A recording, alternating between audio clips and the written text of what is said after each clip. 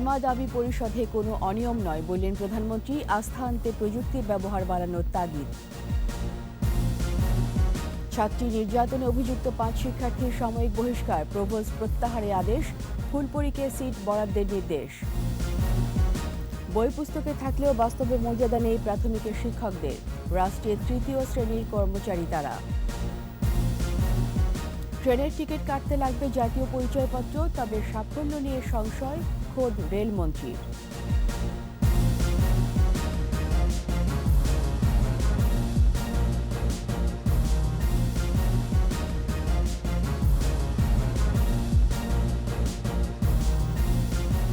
শুনছিলেন first security ইসলামী bank limited সংবাদ শিরোনাম। আমন্ত্রণ দুপুর 2টার 21 সংবাদে, সাথে আছি রীতা চৌধুরী। দর্শক, 21 টেলিভিশনের সংবাদ একই সাথে সরাসরি দেখতে পাবেন আমাদের ফেসবুক পেজ www.facebook.com/2124 অনলাইনে। বিমা সুফল সম্পর্কে প্রচারণা চালানোর নির্দেশ দিয়েছেন প্রধানমন্ত্রী শেখ হাসিনা। পাশাপাশি বিমা নিয়ে মানুষের মাঝে সচেতনতা বাড়ানোরও পরামর্শ দিয়েছেন তিনি। জাতীয় বিমা দিবসে আলোচনায় প্রধানমন্ত্রী বলেন, বিমা দাবি পরিশোধে অনিয়ম করা যাবে না। সড়কে বিমা ছাড়া কোনো পরিবহন যাতে না চলতে পারে সেদিকেও খেয়াল রাখার কথা বলেন প্রধানমন্ত্রী। রিয়াজ সুমনের রিপোর্ট। বঙ্গবন্ধু শেখ মুজিবুর রহমান। বাঙালি জাতির অর্থনৈতিক মুক্তির লক্ষ্যে 1972 সালে বিমা শিল্পকে জাতীয়করণ করেন জাতির পিতা বঙ্গবন্ধু শেখ মুজিবুর রহমান। জাতির পিতার দেখানো পথে হেঁটে চলেছে দেশের বিমা খাত। এই শিল্পের উন্নয়ন এবং জাতির পিতার স্বপ্ন পূরণে নিরলস কাজ করে চলেছেন তারই কন্যা প্রধানমন্ত্রী শেখ হাসিনা। গঠন করেন বিমা উন্নয়ন ও নিয়ন্ত্রণ কর্তৃপক্ষ। রাজধানীর বঙ্গবন্ধু আন্তর্জাতিক সম্মেলন কেন্দ্রে জাতীয় বিমা দিবসের আলোচনায় যোগ দেন প্রধানমন্ত্রী শেখ হাসিনা। এ সময় মহান স্বাধীনতার মাস উপলক্ষে বাংলাদেশের স্থপতি বঙ্গবন্ধু শেখ মুজিবুর রহমান সহ সকল শহীদদের স্মরণ করেন তিনি। বলেন, স্বাধীনতার সাথে বিমা খাতের নিবিড় সম্পর্ক রয়েছে। আমাদের যে স্বাধীনতা অর্জন বা 6 দফা প্রণয়ন এবং 6 দফার ভিত্তিতে যে 70-এর নির্বাচন, এই 6 দফাটা কিন্তু সেই ইন্স্যুরেন্স কোম্পানি সেখানে বসেই কিন্তু প্রণয়ন করা। কাজে বাংলাদেশের স্বাধীনতার ইতিহাসের সাথেও আমি বলবো এই ইন্স্যুরেন্সের একটা যোগসূত্র রয়ে গেছে। এটা হলো বাস্তবতা। বিমার সুফল এবং কোম্পানিগুলোর পলিসি মানুষের সামনে তুলে ধরার আহ্বান জানান প্রধানমন্ত্রী। আর বিমা এটা মানুষকে তো একটা সুরক্ষা দেয় এবং মানুষের জীবনমান উন্নত করতে সহায়ক হয়। কাজেই আমরা সব ধরনের আমাদের চেষ্টা করে যাচ্ছি, কিন্তু এই ক্ষেত্রে আমরা আইনগুলিকে সময়োপযোগী করা, নীতিমালা প্রণয়ন করা, মানুষকে উদ্বুদ্ধ করা, সব পদক্ষেপই কিন্তু আমরা এক নিচ্ছি। তবে আমি মনে করি যে এটা আসলে প্রচারটা দরকার। একটু ব্যাপক প্রচার করলে মানুষ এর সুফলটা জানতে পারবে। কাজে এই সুফল সম্পর্কে আরও যদি প্রচার করতে পারেন তাহলে মানুষ কিন্তু উদ্বুদ্ধ হবে। যাচাই বাছাই না করে কারো চাপে বিমা দাবি পরিশোধ না করার কথাও বলেন সরকার প্রধান। কোনো আমি নাম বলতে চাই না, কিন্তু কোনো এক গার্মেন্টস কিছুদিন পরপরই খালি আগুন লাগে আর তারপর ইন্স্যুরেন্সের টাকা চায়। সেই ক্ষেত্রে আমার অনুরোধ থাকবে যাদের ইন্স্যুরেন্স কোম্পানি এবং আমাদের যেহেতু এখন আমরা কর্তৃপক্ষ করে দিয়েছি, কর্তৃপক্ষ ব্যাপারে বা সাধারণ বিমা ক্ষেত্রে আমি মনে করি এটা একটু সতর্ক থাকা দরকার যে কতটুকু ক্ষতি হলো এটা যথাযথভাবে তদন্ত করা দরকার। এই যথাযথভাবে তদন্ত না করে কারো চাপে পড়ে কোনো টাকা দেবেন না। বিমা ছাড়া সড়কে যাতে কোনো পরিবহন চলতে না পারে সেদিকে নজর দেয়া হবে বলেও জানান প্রধানমন্ত্রী। আমরা এটা ব্যাপারে দেখব যে কেউ যথেষ্ট বিমা ছাড়া এই সড়কে কোনো পরিবহন যেন না চলে, সেদিকে আমাদের বিশেষ দৃষ্টি দিতে হবে। বিমা খাতকে মানুষের কাছে আরও গ্রহণযোগ্য ও আস্থার জায়গায় আনতে প্রযুক্তির ব্যবহার বাড়ানোরও তাগিদ দেন প্রধানমন্ত্রী শেখ হাসিনা। গণতান্ত্রিক ধারাটা অব্যাহত আছে বলেই আজকে বাংলাদেশ এগিয়ে যাচ্ছে। রিয়াজ সুমন, 21 টেলিভিশন, ঢাকা। ইসলামী বিশ্ববিদ্যালয়ে নির্যাতনের ঘটনায় অভিযুক্ত 5 ছাত্রীকে সাময়িক বহিষ্কারের নির্দেশ দিয়েছেন উচ্চ আদালত। একই সঙ্গে হল প্রভোস্টকে প্রত্যাহারের নির্দেশও দেওয়া হয়। বুধবার বিচারপতি JBM হাসান ও বিচারপতি রাজিক আল জলিলের বেঞ্চ একই সঙ্গে বিশ্ববিদ্যালয় হলগুলোতে সিসিটিভি নজরদারি বাড়ানোর নির্দেশ দেন। অভিযুক্ত ছাত্রীরা হলেন অন্তরা, উর্মি, মিম, তাবাসুম ও মোয়াবিয়া। তদন্ত কমিটির প্রতিবেদন পাওয়ার পর অভিযুক্তদের বিরুদ্ধে বিশ্ববিদ্যালয় আইন অনুযায়ী ব্যবস্থা নেওয়ার নির্দেশ দেন আদালত। ফুলপরীকে 3 দিনের মধ্যে তার পছন্দ মতো যে কোনো হলে সিট বরাদ্দ ও নিরাপত্তা দিতে বিশ্ববিদ্যালয় প্রশাসনকে নির্দেশ দেওয়া হয়।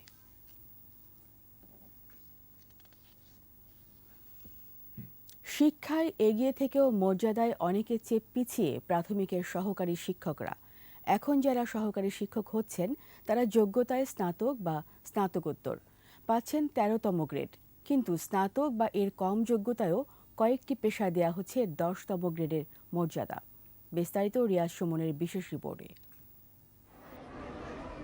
2019 সালের নিয়োগ বিধি অনুযায়ী সরকারি প্রাথমিক বিদ্যালয়ে সহকারী শিক্ষক পদে নারী পুরুষ উভয়ের নিয়োগ যোগ্যতা 2য় শ্রেণীর স্নাতক বা সমমানের ডিগ্রি, পদমর্যাদা 13তম গ্রেড। অথচ একই শিক্ষাগত যোগ্যতায় পুলিশের উপপরিদর্শক পদে দেয়া হচ্ছে 10ম গ্রেড। আবার নার্স, উপসহকারী কৃষি কর্মকর্তা, ইউনিয়ন পরিষদের সচিব কিংবা পিটিআই বিদ্যালয়ের শিক্ষক তারাও পাচ্ছেন 10ম গ্রেড, অর্থাৎ বেশি বেতন ভাতা। শিক্ষাগত যোগ্যতায় পিছিয়ে না থাকা সত্ত্বেও কেন 10ম গ্রেড পাবেন না প্রাথমিকের সহকারী শিক্ষকরা, এমন প্রশ্ন তুলছেন তারা। সর্বসাকুল্য আমরা 17,650 টাকা পাই, সেখানে বিএফ কর্তন হয় 110 টাকা, 17,540 টাকা দিয়ে আমাদের জীবিকা নির্বাহ করতে হয়। যে অথচ আমরা দেশ উন্নয়নশীল কাতারে স্থান পেয়েছে, অথচ আমাদেরকে রাখা হয়েছে মানে সমাজের একদম নিচু স্তরে। 13তম গ্রেডের বেতন দিয়ে আমাদের সংসার চালানো হিমশিম খেতে হচ্ছে। মনোকষ্ট নিয়ে আমাদের শ্রেণীতে পাঠদান কার্যক্রম চালিয়ে যেতে হচ্ছে। গ্রেড বৈষম্য দূর করতে 2021 সালের 29 ও 30 নভেম্বর যথাক্রমে প্রাথমিক শিক্ষা অধিদপ্তরের মহাপরিচালক, মন্ত্রণালয়ের সচিব এবং 20 ডিসেম্বর প্রধানমন্ত্রী বরাবর স্মারকলিপি দিয়েছেন শিক্ষকরা। দাবি বাস্তবায়নে গত 10 নভেম্বর হাইকোর্টেও রিট করেন শিক্ষকরা। 14 নভেম্বর সহকারী শিক্ষকদের পদমর্যাদা কেন 10ম গ্রেডে উন্নীত করার নির্দেশ দেওয়া হবে না, এই মর্মে রুল জারি করেন আদালত। শিক্ষার মান বৃদ্ধির স্বার্থে গ্রেড বৈষম্য দূর হওয়া উচিত বলে মনে করেন বিশেষজ্ঞরা। আমরা এখনো তাদের সুযোগ সুবিধাগুলোকে উন্মুক্তই করতে পারিনি। বেতন ভাতা মর্যাদা উন্নত মানের বা উঁচু মানের না হওয়ার কারণে আমরা মেধাবী শিক্ষার্থীও আকৃষ্ট করতে পারি না প্রাথমিক শিক্ষায়। এ বিষয়ে প্রাথমিক ও গণশিক্ষা মন্ত্রণালয়ের সচিব বলছেন, শিক্ষকদের মান মর্যাদা আগের চেয়ে বাড়িয়েছে বর্তমান সরকার। এক সময় আমাদের সরকারি প্রাথমিক বিদ্যালয়ের সহকারী শিক্ষক যারা আছে, আপনি জানেন তারা কিন্তু 16তম গ্রেডে ছিল। তার মানে আমার সমাজ, আমার সরকার, আমার রাষ্ট্র এবং নাগরিকদের ডিমান্ডের প্রেক্ষিতে কিন্তু তাদের গ্রেড আপগ্রেডেশন হয়েছে। সুতরাং এটা কিন্তু আমরা অনেক এগুচ্ছে এবং আমরা কিন্তু এই পর্যায়ে একটা সম্মানজনক অবস্থায় এসেছি। সময়ের প্রয়োজনে সরকার যৌক্তিক সিদ্ধান্ত নেবে বলেও জানান সচিব। যদি প্রয়োজন হয় সামনের দিকে আরও ভিন্নভাবে চিন্তা করার সুযোগ আছে। রিয়াজ সুমন, 21 টেলিভিশন, ঢাকা। জাতীয় পরিচয়পত্র দিয়ে রেজিস্ট্রেশন সাপেক্ষে আন্তনগর ট্রেনের টিকিট কাটার পদ্ধতি নিয়ে মিশ্র প্রতিক্রিয়া দেখিয়েছেন যাত্রীরা।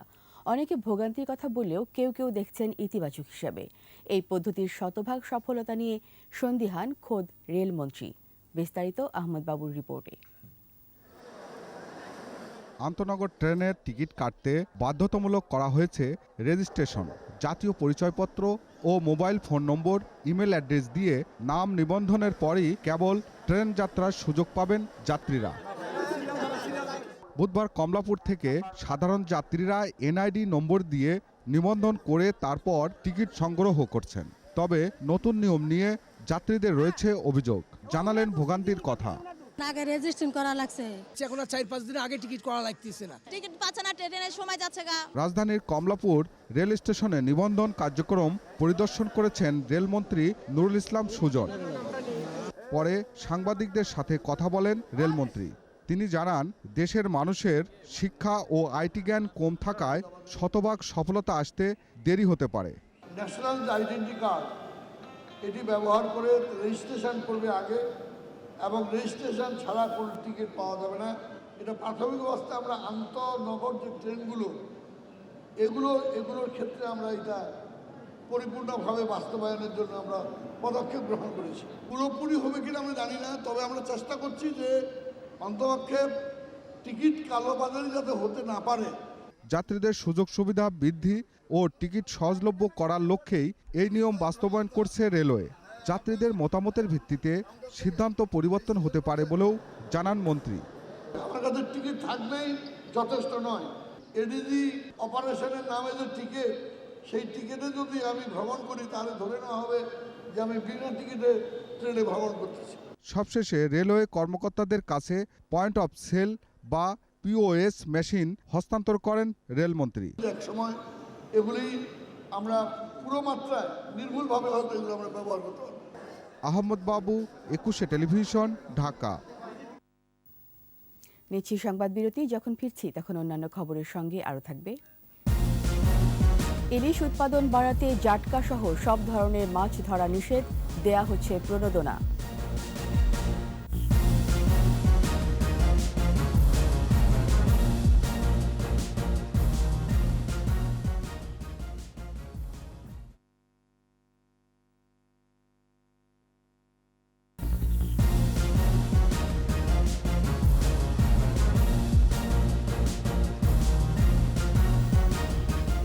আবার আমন্ত্রণ দুপুর 2টার 21 সংবাদে। ইলিশ উৎপাদন বাড়াতে 6 জেলার 5টি অভয়াশ্রমে আজ থেকে 2 মাস জাটকা সহ সব ধরনের মাছ ধরা নিষিদ্ধ করেছে সরকার। এ সময় বেকার হয়ে যাওয়া জেলেদের প্রণোদনা দেয়া সহ নানা প্রস্তুতি সম্পন্ন করেছে মৎস্য বিভাগ। প্রতিনিধিদের সহায়তায় আরও জানাচ্ছেন সমর ইসলাম। মার্চ এপ্রিল 2 মাস ইলিশের প্রজনন মৌসুম। এই সময়ে জেলেদের জালে সবচেয়ে বেশি জাটকা ধরা পড়ে। উৎপাদন বাড়াতে প্রতি বছর 6 জেলার 5টি অভয়াশ্রমে মাছ ধরা নিষিদ্ধ করা হয়। চাঁদপুরে জাটকার 4টি বিচরণ কেন্দ্র, সদর, হাইমচর, মতলব উত্তর ও দক্ষিণ। জেলেরা বলছে এনজিও থেকে নেওয়া ঋণের কিস্তি বন্ধ রাখা এবং সরকারি সহায়তা না বাড়ালে কর্মসূচি সফল করা সহজ নয়। আর আমার কিস্তি মুস্তি লইয়া অনেক কষ্ট হয়। যদি চাল না থাকে ফলাফলের খাওয়াই কইতন কি করে কইতন। সরকার যেই চাল দেয় যেমন সাহায্য করতো সুন্দর আমরা ভালো চলতে পারতাম। ভোলার ভেদুরিয়া থেকে পটুয়াখালীর চর রুস্তম পর্যন্ত, তেঁতুলিয়া নদীর 100 কিলোমিটার এবং ইলিশা থেকে মনপুরার চরপিয়াল পর্যন্ত মেঘনার 90 কিলোমিটার নিষেধাজ্ঞার আওতায়। নিষেধাজ্ঞা চলার সময়ে বেকার জেলেদের দেয়া হবে সহায়তা। চাল দেয় অবশ্য ঠিক আছে, চাল আঙুলে 1 মণ আঙুরে দেয় 1500। আমারই নিজের 3টা সমিতি চালাইতে হয়। এখন এই 2 মাস কিভাবে চলুম আর কিভাবে চালাম এটা নিয়ে আমরা খুব একটু টেনশনে আছি। এই 2 মাস জন্য তাদের এনজিওর কিস্তিটা বন্ধ রাখা যায় এবং কিস্তি বন্ধ রাখতে পারলে জেলেরা এর সুফলটা পাবে। বরিশালের কালাবদর, গজারিয়া, মেঘনা, হিজলা, মেহেন্দিগঞ্জ ও সদর উপজেলার 82 কিলোমিটার এলাকা ইলিশের অভয়াশ্রম। নিষেধাজ্ঞা চলাকালীন প্রণোদনার চালের সাথে মাসিক ভাতার দাবি জেলেদের। 2 মাস অবরোধ দিলে বা 3 মাস অবরোধ দিলে 10,000 টাকা দিলে আমরা মনে করেন ছেলে মেয়ে নিয়ে সংসার দিন দিয়ে মোটামুটি ধরনের মনে করেন চলে যেতে পারতেছি। লক্ষ্মীপুরে মেঘনা নদীর চাঁদপুর থেকে আলেকজান্ডার পর্যন্ত 60 কিলোমিটার এলাকা অভয়াশ্রম। এ অঞ্চলে 50,000-এর বেশি জেলে রয়েছে। সরকারি সহায়তা আরও বাড়ানোর দাবি তাদের। নিষেধাজ্ঞা চলার সময় কেউ নদীতে জাল ফেললে 1 থেকে 2 বছরের কারাদণ্ড, 5,000 টাকা জরিমানা অথবা উভয় দণ্ডে দণ্ডিত হওয়ার বিধান রয়েছে। সমর ইসলাম, 21 টেলিভিশন। খুলনায় চিকিৎসকের উপর হামলার প্রতিবাদে 24 ঘন্টার কর্মবিরতি চলছে। সকাল 6টা থেকে শুরু হয় কর্মবিরতি। এতে ভোগান্তিতে পড়েছেন চিকিৎসা নিতে আসা রোগীর স্বজনরা। মঙ্গলবার দুপুরে খুলনা বিএমএ কার্যালয়ের সংবাদ সম্মেলনে এই কর্মসূচির ঘোষণা দেওয়া হয়। সরকারি, আধা সরকারি, স্বায়ত্তশাসিত ও বেসরকারি হাসপাতালগুলোর সবাই কর্মবিরতি পালন করছে। কর্মবিরতি চলবে বৃহস্পতিবার সকাল 6টা পর্যন্ত। খুলনা শহীদ শেখ আবু নাসির বিশেষায়িত হাসপাতালে প্লাস্টিক সার্জারি বিভাগের প্রধান শেখ নিশাত আবদুল্লার ওপর হামলার প্রতিবাদে এই কর্মবিরতির ডাক দেয় চিকিৎসকরা। এবার বিশেষ আয়োজন উত্তাল মার্চ।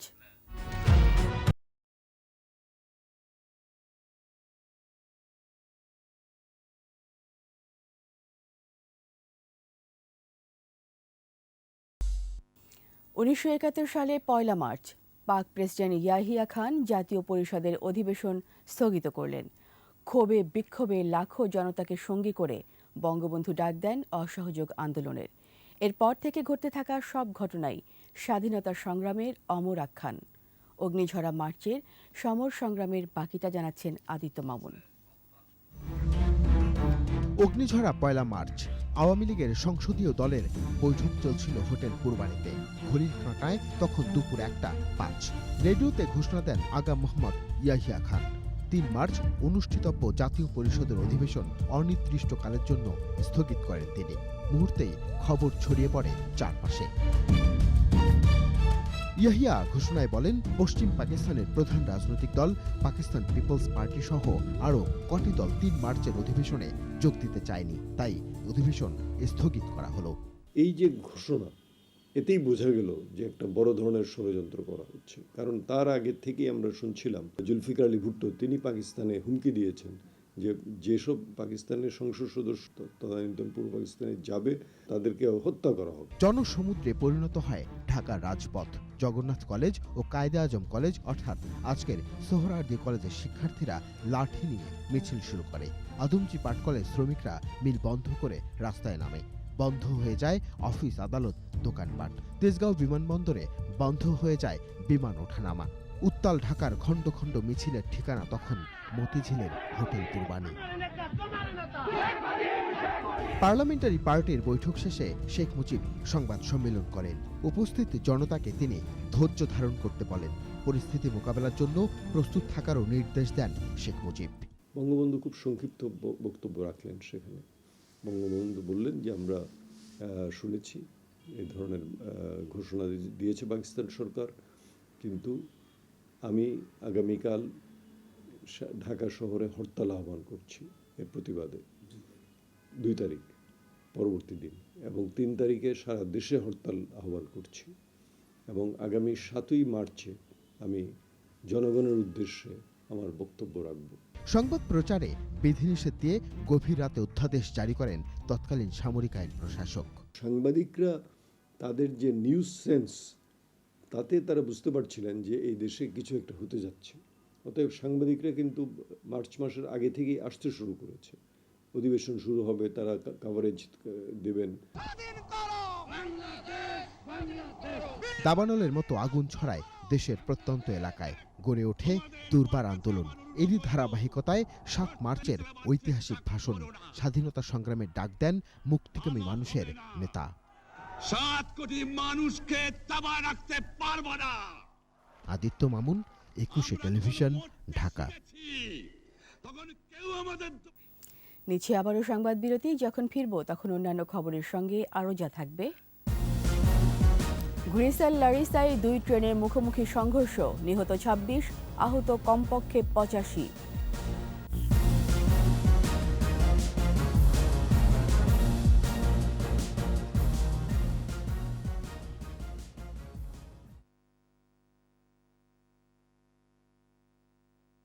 আর এরই সাথে শেষ করছি দুপুর 2টার 21 সংবাদ।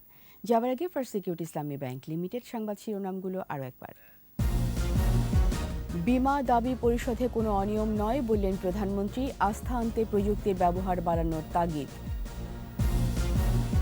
ছাত্রী নির্যাতনে অভিযুক্ত 5 শিক্ষার্থীর সাময়িক বহিষ্কার, প্রভোস্ট প্রত্যাহারের আদেশ, ফুলপরীকে সিট বরাদ্দের নির্দেশ। বই পুস্তকে থাকলেও বাস্তবে মর্যাদা নেই প্রাথমিকের শিক্ষকদের, রাষ্ট্রের 3য় শ্রেণীর কর্মচারী তারা। ট্রেনের টিকিট কাটতে লাগবে জাতীয় পরিচয়পত্র, তবে সাফল্য নিয়ে সংশয় খোদ রেলমন্ত্রীর।